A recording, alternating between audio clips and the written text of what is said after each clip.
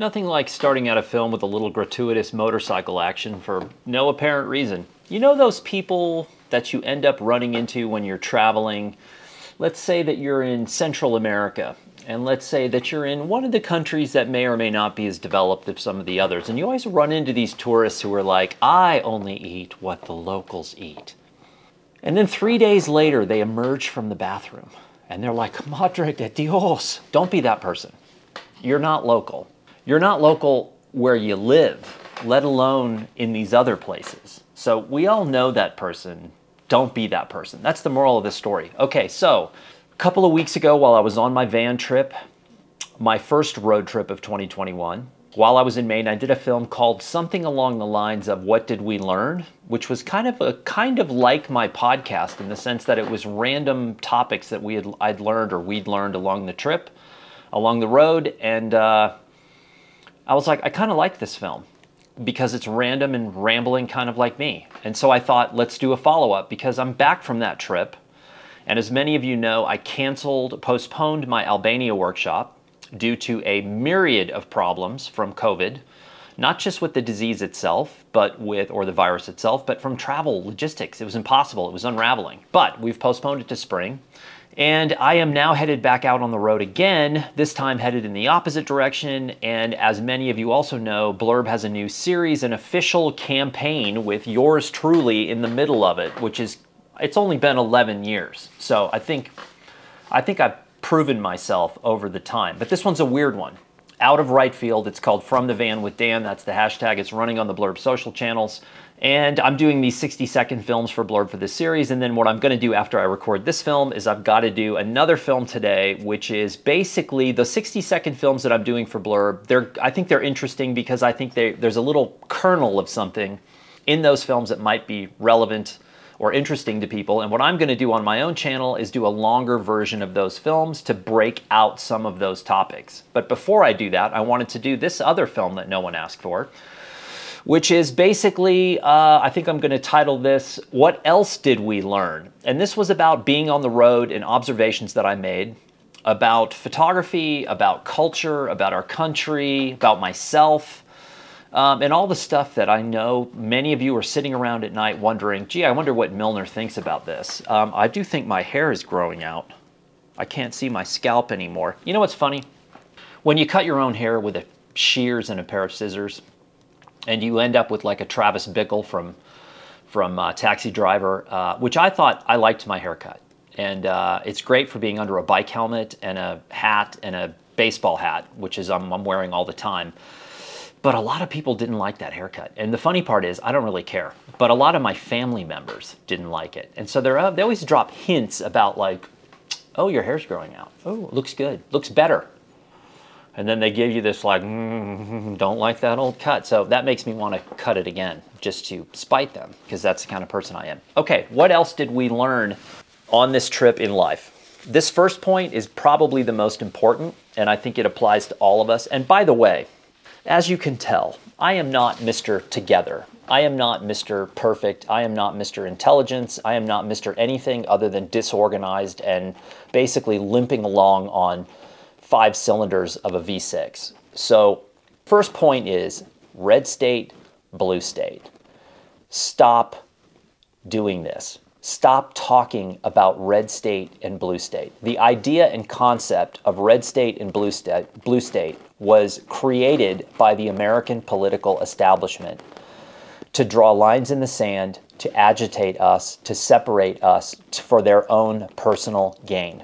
There is no such thing as a red state, blue state. Having just driven 6,000 miles through 19 states, even the most hardcore left, blue, or hardcore right, red, the entire state is not red or blue. It is always a mix of both. The longer that we play along with this political game and draw lines in the sand, the more we specialize. I'm going to use a term from high school because that's basically where my brain stopped developing. We are lettering in stupidity in America. So the red state, blue state, I'll give you an example. I went to school at the University of Texas in Austin. Texas, historically, red state. That's at least what they tell you. until you go to Texas and you realize that Austin is as blue as you can get. And oh, by the way, there's a lot of other places in Texas that are blue. So even a state like Texas, which prides itself on kind of publicly, at least the politicians do, publicly going out and stating that they're a red state, they're not. They're partially red, they're partially blue, and then there's a whole bunch of people like me that look at both parties and say you're a bunch of idiots. So do not say red state, blue state. It is an insult to our country, and frankly, it ain't helping us. So let's get beyond it, shall we? Okay, there's a second subclause B, drop down, file menu, keep going down. Second part of this. Is this focusing? Did I even put this on? Yep, it's on autofocus. I'm a pro, I know what I'm doing. Do not, under any circumstances, if you are a coastal elite, if you are San Francisco, New York, LA, San Diego, Boston, Miami for that matter, do not, under any circumstances, sorry, allergies, chamisa. Do not, under any circumstances, refer to the central part of America as the flyover states. That, too, is insulting for anyone who lives in the flyover states. Stop. And oh, by the way, coastal elites, you're the most disconnected people I've ever seen in my life. Because even the states that you would look down on the most are really cool places that all have amazing redeeming characteristics and people. How do I know? Because I just came through there, people. I drove places like Ohio, Indiana, Illinois, Missouri, Iowa, Nebraska, Kansas. Amazing places with amazing geography, amazing features, towns, people, businesses. It's an insult. All of this stuff that we have invented to say you, us, them, we, differentiating lines in the sand. Again, we have a giant letter S, not the scarlet letter. We have a giant letter S for stupidity on our shoulders if we continue to do this. It is not working. After 6,000 miles, I can tell you with absolute certainty it ain't working, so stop doing it. That was point number one. You're welcome. Okay, just a quick note here. This is not really even a point. Whatever you need for a single overnight van trip is all you need for 7 weeks. You don't actually need any more. Isn't it weird? The longer the trip, the less you need. I think I mentioned that in the first film. Let's get on to the real points. So, red state, blue state, flyover state, insulting, idiotic. Just remember that. There's a direct equals, not greater than, less than. It's just dumb. Stop doing it. Okay, point number one. How the van looks when you open the door is in great part how you will be treated by the people that you are around. For example, if you open the door of the van and it looks like a yard sale or it looks like you're living in the van, people are going to be like, oh God, you live in your van? What happened? I'm so sorry. But if you open the door and it looks cool, people are like, no way, you live in your van. What happened? That's awesome. That's all it takes. Now, I am a relative neat freak. I'm not freaky about it, but I have to be organized because I have so much on my plate at any one time that everything has to go back in the exact same position it is all the time so that when my brain says I need that, I know exactly where it is. Now picture my spouse, picture my wife. If you could picture me and then picture someone that is as far on the opposite side of the scale as possible, now you're in my wife's territory. Nothing is ever put in the same spot. In fact, she just left here 5 minutes ago and lost her car keys for the second time today. So there's a balance. After I get up in the morning and do all my stuff, then she gets up and does her stuff, and then I have to go back and put away all her stuff. Because I know when I open that sliding door, if I'm sitting in front of a small library in New England and I'm thinking to myself, man, I would love to go in there and charge my generator and use their Wi-Fi and sit in the air conditioning. But if I slide that door open and it looks like, I don't know, I'm a taxidermist and I'm cleaning animals on the inside, I ain't getting in the library. But if I open it up and it looks kind of hipstery, you know, and things match, everyone's like, hey, you're really together, mister. Come on in. So my point is, the looks of the van is an important aspect of the travel. So keep it in mind, whether you're in a van or a car sleeping in your Toyota Tercel.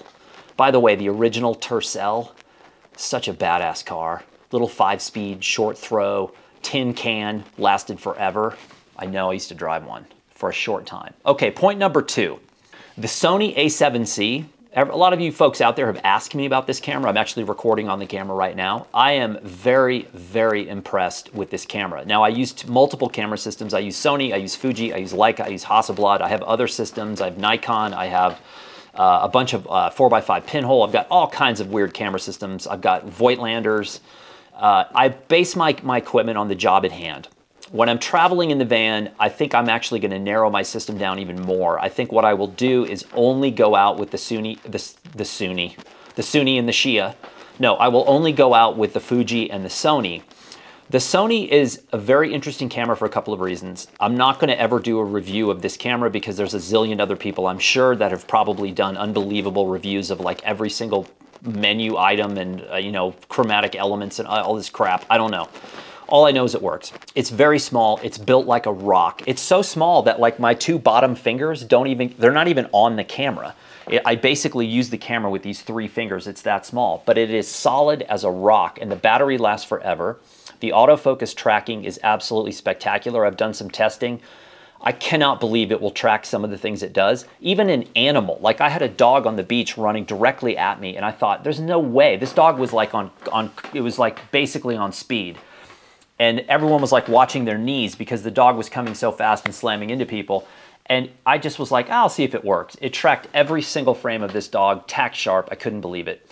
The audio equipment works good. I just bought a small rig cage for the outside to help hold it when I'm shooting motion. And I also just figured out, because I'm me, that Sony put gyro stabilization in the a7C. Now, I have no idea what that means. But what I do know is that there's a piece of software that's free that comes from Sony, and I don't know the name of it.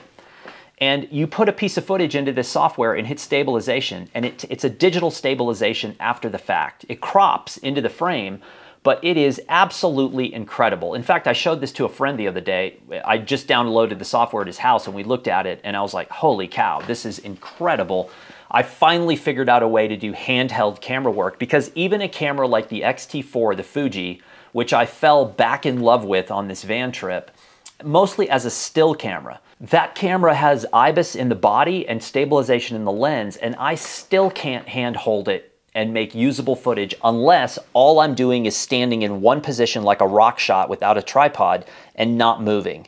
But now with the Sony, and maybe Fuji has their own equivalent of this Sony software, I don't honestly know.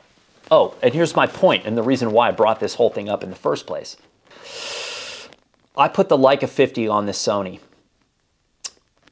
and it's the closest thing to my Leica M4 50 and Tri-X that I've found.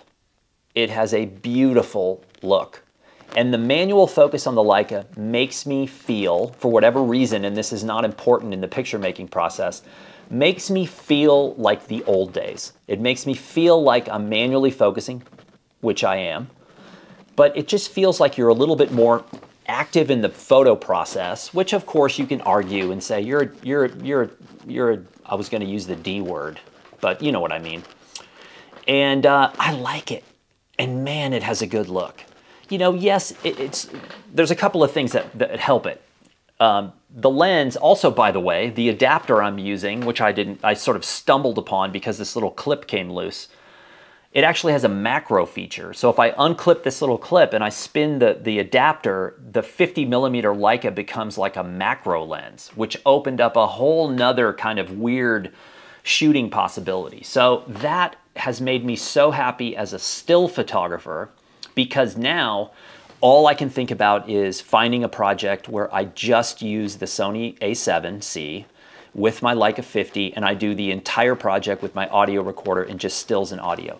That is on my agenda at some point. I dream about what the topic is going to be. I have some ideas, but I can't imagine with my work schedule now. And I have another upcoming van trip, which is actually going to take me in the polar opposite direction of what I would do this story on. But anyway, Sony a7C, amazing camera. What else can I say about it? I don't know. I guess the menus. Apparently it has the old menu system. I don't know. I've never seen the new menu system. So what do I care? And by the way, I go in the menus for one thing: formatting the card, which I can probably assign to that little fast menu thingy they have, and I don't know the name of it or even how to assign anything to it. I'm sure it's possible. Don't care. Formatting takes a second. I have not gone in the menus in 9 weeks. What am I doing wrong? Probably plenty. Okay, point number 3. Let's get away from this photo nonsense and let's talk about petroleum. Let's talk about fuel. So I am driving a gas-powered van. I am driving a gas-powered Yamaha TW200, as you can see by the beginning of this film. And I have a lot of friends who are getting into the market or are already in the market for electric cars. Now, I like the idea of electric cars. And I like the idea of trying to figure out a way to undo some of the things that we've done in the past. People like me driving 30,000 miles a year in gas-powered cars. That's selfish, I get that. Which is why I spend as much time as possible on my bicycle when I'm back here at home, running errands, going into town, grocery shopping. I can do all of that off my bicycle. And by the way, it is not easy. That is a slog into town because I'm at 7,000 feet and I'm climbing and descending and climbing and descending. And when you throw a load on the bike, it's not easy. But I try to compensate as best I can. I know that it's not full compensation, but it's in my mind. If I could have gotten an electric motorcycle that did what the TW did, I would do it. I did see one that was $12,000. That was interesting, but there was no way to charge it in the field. And Dodge has announced that the 20-something ProMaster will be electric, but the range is 120 miles, and that's not going to work for me. So the electric cars is a cool thing. It's a good idea. And for people who are living in the city, I think it's pretty interesting. I think where the electric car argument kind of goes sideways in a way, at least, is that oftentimes when you're plugging your car in to charge it, that energy could be coming from a coal-powered power plant, which sort of defeats the purpose of having an electric car in the beginning. But I think we're getting around that. The thing about this trip that really blew my mind was, think about this. So I drove about almost 6,000 miles, and I drove on interstate freeways, tollways, expressways, our super highway system here in America, which oftentimes is not super. You are paying super expensive tolls, but the roads are absolutely beaten to death, and they will beat you to death as you're driving on them. Some of the worst roads on the trip were the most expensive tolls from the New England area over to Chicago. Absolutely horrendous. I had to tie things down in the van because the van was taking such a beating. And so it's a little bit insulting. You wonder where all of that money from these tolls is actually going. And knowing the corruption level in America, you know that it's not all going where it's supposed to. But one of the things that you will notice about being in America, and I'm sure it's true in other countries around the world as well, is that regardless of whether or not you're on a 4-lane or a 2-lane or a 1-lane tarmac, if it's an official road, a state road, or a highway, the entire length of that road, every single mile, has to be mowed with a mower, because otherwise it would grow over and it would grow too tall and you would never be able to see anyone coming from perpendicular roads or crossroads or intersections. On the interstates, you will see guys in big John Deeres with six tires on the back and front with mowers that are, yards and yards and yards across, mowing for mile after mile after mile. Even the single lane tarmac roads I ended up on this trip are all being mowed. And they're all being mowed by tractors running diesel fuel. So just overcoming, and my point with this is, the level at which our country depends on fossil fuel is seemingly impossible to overturn and overcome. And maybe I'm wrong about that. I don't know. Hopefully someone out there has a better understanding of this than I do.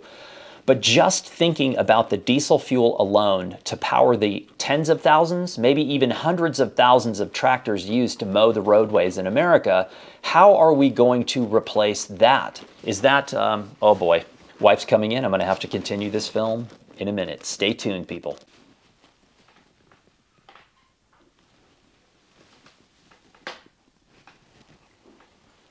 She's still here.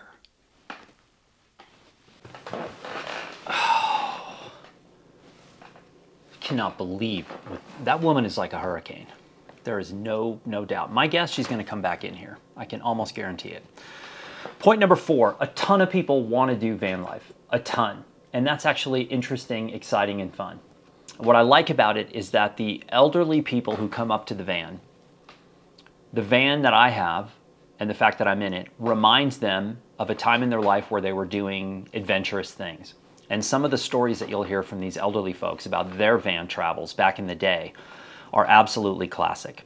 And on the flip side, the youth will come up, see the van, get a tour, and say, I'm saving every penny to get my own. And I think what this speaks to is the adventurous, wanderlust spirit that a lot of us in America have. And it's not just Americans, obviously, everywhere. Countries in the world like Australia have a long tradition of people buying and selling vans and touring the country. Europe as well. They call them caravans over there for whatever. I hear caravan, I think camels through the desert in North Africa, but that's just me. So a ton of people want to do it. I think there's a ton of people doing it now who probably aren't going to be doing it when COVID ends, which is a benefit to the rest of you who want a van because you're going to be able to get one at a discount because a lot of people have spent ungodly amounts of money to get vans now, and those are going to be on the market soon. Point number 5, with the van, venting is key. You've got to keep airflow going through these things. Even on days where it's not that hot, if the van sits in the sun for any extended period of time, it's going to get hot. And it's a tin can, basically. So even though my van is insulated, it only goes so far. So I've got a max fan in the ceiling in the back. I've got vented windows on the side. And I've got little inserts that I can put in the driver and passenger windows that also I can put the windows up, which means I can lock the van and it's secure, but it's also allowing air to get in. That is critical if you're going to be out during, let's say, any part of the middle part of the year where it's now ungodly hot all the time, virtually everywhere. So the further we go into this little climate change thing, the more you're going to need venting. So when you're melting down in some backwater somewhere with Giardia or whatever you've got, and you're like, at least I'm cool, you'll think of me. And you'll be like, yeah, MILNOR, he's got his act together. Okay, number 6. Each region of America, and no, I'm not staring at myself over here, I'm staring at my iPad. Each region of America has a distinct feel. Each is like a language that you need to learn to speak to actually understand. This is going to be harsh. It's a little tough love for my friends on the coast. I mentioned this earlier, but I'm going to say it again. Coastal elites are probably the most clueless people out there, and they are blind due to their size of their ego and the fact that they read things like the New York Times. I am not a huge fan of the New York Times. I have not been for a long time. When I started as a photojournalist, I was a big fan of the New York Times. In fact, I was in communication with some of the writers from the New York Times that were scattered all over the world. And I think the New York Times, during that time, or at that time, was a very different publication than it is now. The coastal elites are people who live in the big cities on the coast who feel that they are the ones that are controlling and running the country, when in fact the average American is a middle American, and they are a very different species. They have different beliefs, they have different ideals, they have different fears, they have different ideas, and again, we cannot keep drawing lines in the sand. If you are going to go to the Southeast, you have to understand that you are a culturally different zone. If you're from the Pacific Northwest, the Southeast might be a culture shock. It might be as culture shock as flying to Morocco or flying to Stalingrad or wherever you're going to end up going. You have to understand that we are different regionally, that this is 50 states that all have their own separate identity, and it takes time to go in and understand these places. And to do that, you've got to talk to people. And so just relax. Don't try to think that where you're from is better than where I'm from, or where she's from, or where they are from. It doesn't matter. Just relax. Okay. Point number 7. New Mexico represents something wild and unique to Americans. But, let me go to my notes. It harkens of the frontier, and a lot of Americans do not know anything about New Mexico. They can't place it on a map. They think it's flat. They think it's a desert. Some don't know it's a part of the United States, and no, I'm not joking. If you think I'm joking about that, I'm not. Every year I run into people, Americans who went to public school, and when you say New Mexico, they go, New Mexico? Where is that? Or they'll say, I need an American identification. This has happened more than once. I need an American identification. Oh, I'm sorry, this is New Mexico. And then the person goes, yeah, that's what I asked for. I need an American identification, not a foreign identification. And then you go, sorry, actually it is an American identification. And then they kind of like start to back up and try to get out of it, but people don't know it's part of the states. Again, that speaks to our education system, I think, more than anything else. When I mention snow and mountains about New Mexico, a lot of people go, you're joking, right? There's no snow in New Mexico? Think about how profoundly absurd this is. That's the bad side of this, is when you say you're from New Mexico. And the cool thing is, New Mexico license plates are very distinctive. Historically, it was bright yellow with red lettering. That was the historic classic New Mexico license plate. The problem with that is that fades in the sun really fast. So they introduced a second version, which is turquoise with yellow letters, which is what I have. That also fades in the sun like crazy. And now there's a third version, which is black, and it has chili peppers on it, and I think it's really ugly. I have the turquoise one. But the turquoise one stands out, and people see it, and when you're in a place like Maine, people realize the distance involved, and they go, God, did you drive all the way over here? And you go, yeah, no, I shipped it. I helicoptered it over. Yeah, I drove over here. And people are like, wow, New Mexico. And a lot of people have no clue anything about it. The upside of that is the people who do, New Mexico represents that frontier ideology of the wild and unpredictable. And I really wish we had more of that left in America. I wish we had, let's say, follow me here. I wish we had less strip malls and chain restaurants and more open fires with like a carcass being turned with a guy wearing a pelt. That would be more interesting to me. But anyway, New Mexico, you're one of the last sparks in a dying fire. Okay, this is a good point, and I think a lot of you geeks out there are gonna like this. One thing that you will encounter on a road trip across America, primarily west of Chicago, you are going to encounter people in what's called an overlanding vehicle. This is a four-wheel drive vehicle that has been completely and utterly tricked out, kitted out for expedition overland travel. Now, this is a very hot topic on YouTube. This is a hot community on YouTube. There are people on YouTube that are overlanders that are wildly successful that don't really seem to do a whole lot of overlanding, but what they do seem to do a lot of is talking about all the equipment used in overlanding. It's just like photography, but you're talking vehicles and kit instead of cameras and kit. Thank God these people don't use these vehicles as overlanding, because otherwise the backcountry would be more of a parking lot than it is right now. So you've got overlanding vehicles, 4x4s. You've got a van like mine, which is a 2x2. And then you've got four-wheel drive vans. Now, let's break these down a minute. I have a two-wheel drive van, and it has good tires on it. It's front-wheel drive. It will go to about 90% of the places that I need and want to go. I cannot get that van into hardcore backcountry territory, but I don't necessarily want to take my van into hardcore backcountry territory. I'd rather go there on foot, on a bicycle, or on the motorcycle. I'm leaving a little bit less of a footprint. It's easier in and out, all that. The vast majority of people who are driving overland vehicles do not need overland vehicles. They are spending 98% of their time on tarmac getting to and from the 2% where they're actually off-road. Now, there are exceptions. There are people who are out there overlanding all the time and really exploring the backcountry. There's a guy on YouTube, I don't know his name, I've never met him, I've never spoken to him. I refer to him as the guy in the orange Jeep. G-I-O-J. The guy in the orange Jeep. He's a guy, he's YouTubing full time, and he has this Jeep, and his girlfriend also has a four-wheel drive van, a very nice one. And he is in the backcountry all the time. Like, I would say 75% of the time that Jeep's in four-wheel drive and he's exploring these like hardcore forest roads. That guy needs an overlanding vehicle. Like, that I totally get. If that's you, then great, get an overlanding vehicle. What you don't want is a four-wheel drive van, because the vans are too high and too long and too top-heavy, and they have bad approach and departure angles. So on these little hardcore forest roads that are far too twisty, steep, windy, twisty, you are not gonna get a van like that. And even if you did, the van would take such a beating getting it in and out of there, and the top would be hit by so many overhanging branches and trees and everything, it's just not worth it.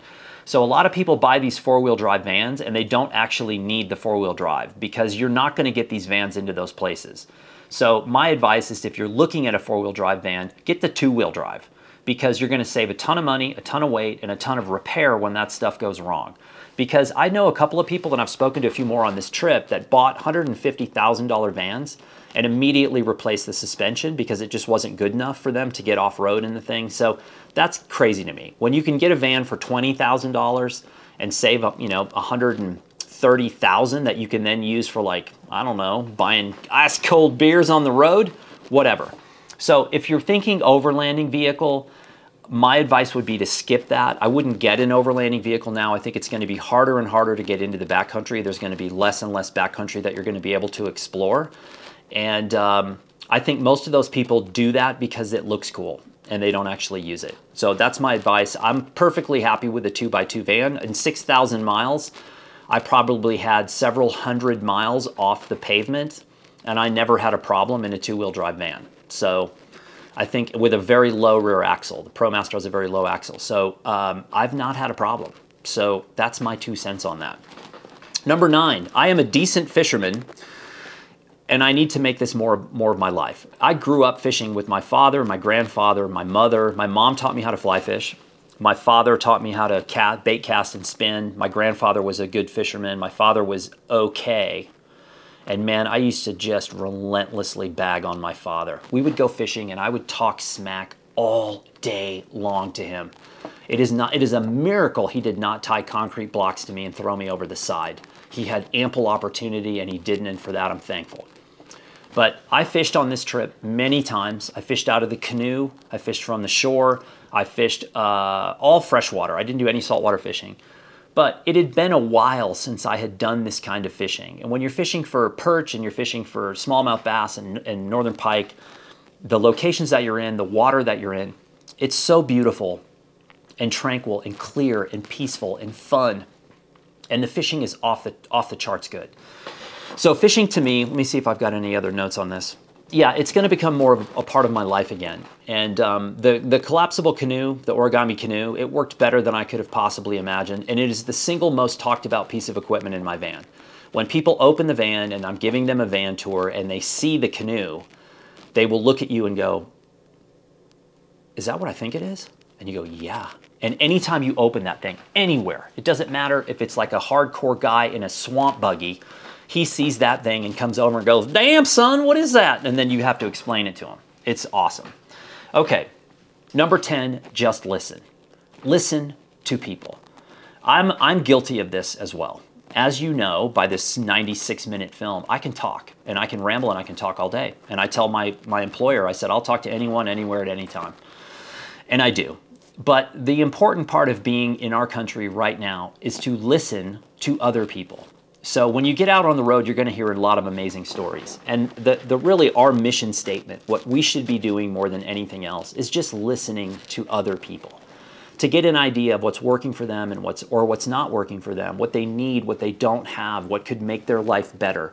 That is the point. It's very easy, and now that I'm a YouTube darling with, countless subscribers, it would be easy to ignore everyone else and focus on the metrics and try to monetize my channel and be a total douche.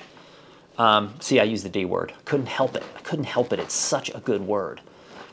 But it's more important to listen. And I think as a documentary photographer, take the Louis L'Amour approach. Louis L'Amour always viewed himself as the guy in the shadows of the campfire.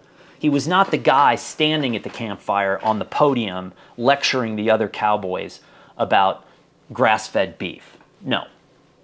He was in the shadows listening to the guy lecturing the cowboys about grass-fed beef. So that's the person that I think we should make an effort to be. Okay, number 11. Photographically, I am so out of practice in trying to do too many things at once. I'm dreaming and having visions of the future. When these are going to come are typically accurate in my predictions. I have no idea, but change is coming. I am sloppy, lazy, and out of shape when it comes to photography. Photography is like a sport. It's like a fitness level. Photography takes practice, hand-eye coordination, anticipation, all of those things. And I don't do it enough to be good. And I knew that immediately when I got to Kennebunkport and I had enough time to put the 50 on the Sony and walk around and try to make pictures. I was really bad at it. And I saw pictures that I should have made. If you see a picture, you missed it. And that's a nice little gut punch every time it happens because you're like, I'm an idiot. That was the picture. I missed it. I'm just not good at it anymore. And so that bugs the living hell out of me. And so now I wonder to myself, am I even good enough to do this anymore?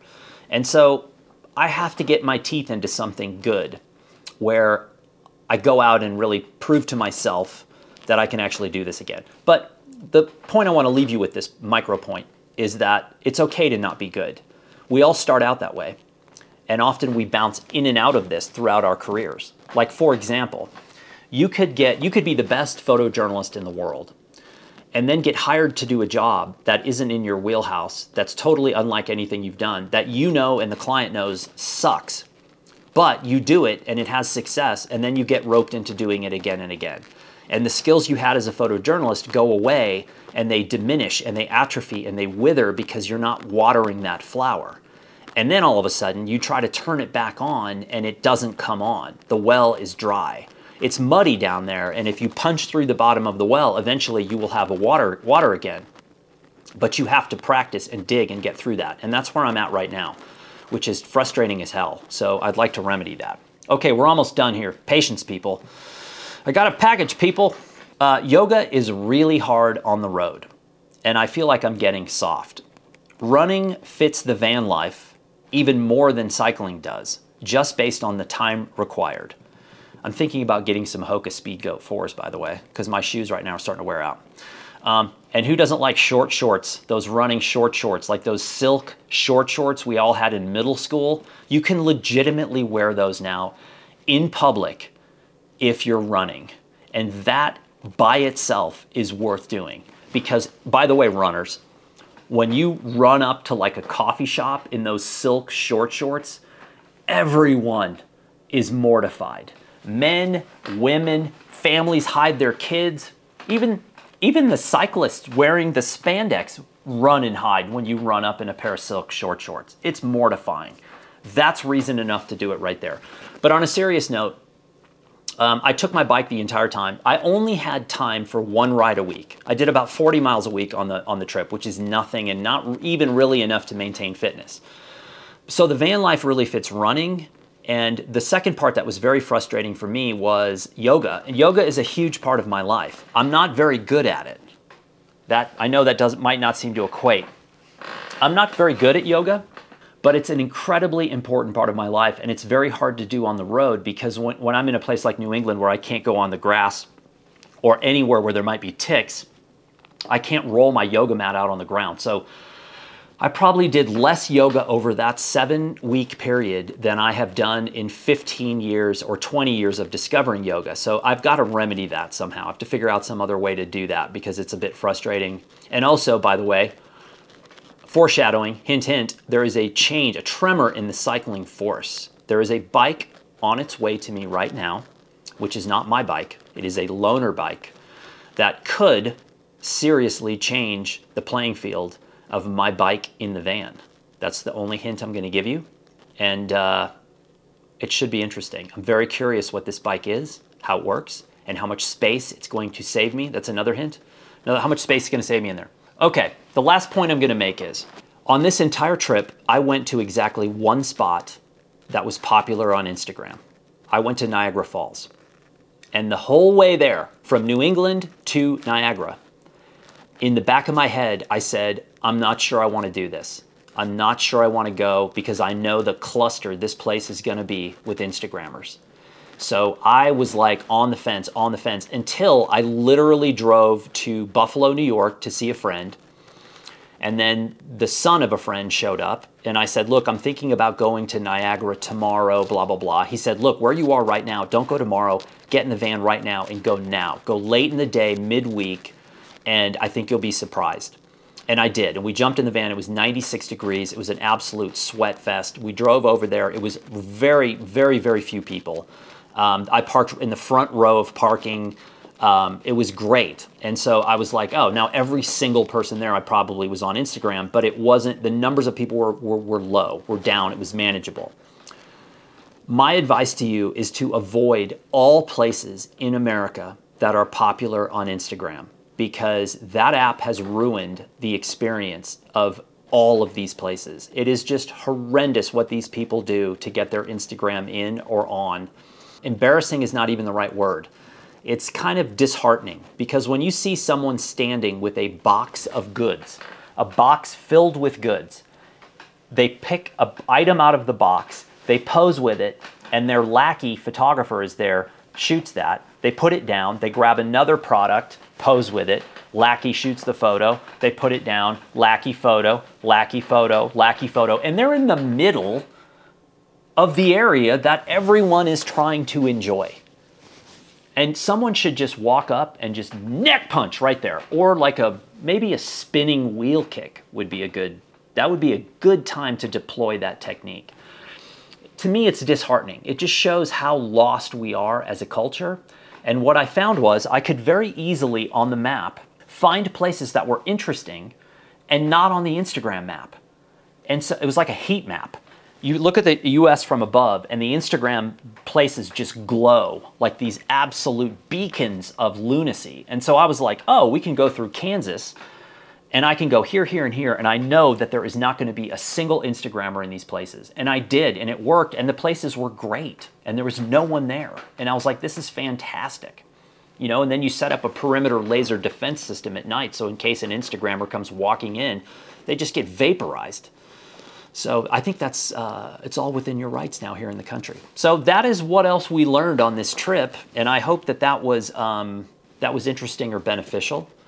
We're all humans, people. We're all in the same rock spinning around. This coffee in front of me is not actually sitting still. It's traveling through space at high speed. Just try to wrap your head around that one. So anyway, I hope that was helpful, and I will be back with a myriad of other kind of semi-produced films.